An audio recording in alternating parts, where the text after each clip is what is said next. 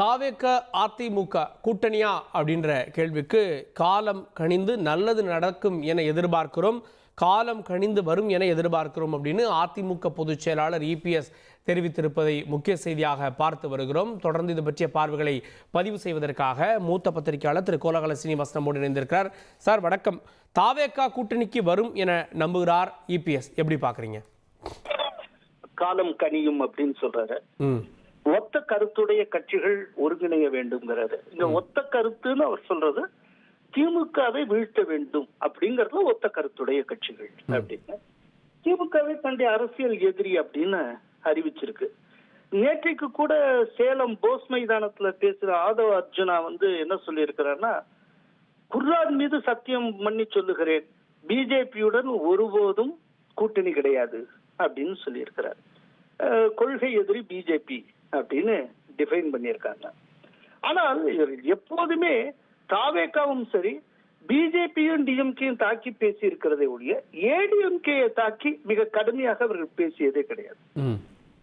அது கூட நேற்றுக்கு ஆதவ அர்ஜுனா ஒரு பதில் சொல்லி இருக்கிறார். நாங்க ஏன் ஏடிஎம்கேயை தாக்கி பேசுறது இல்லை அப்படின்னு.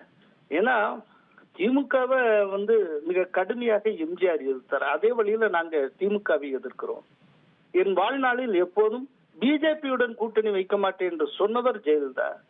அதே பாடியில நாங்க பிஜேபியும் எதிர்க்கிறோம்.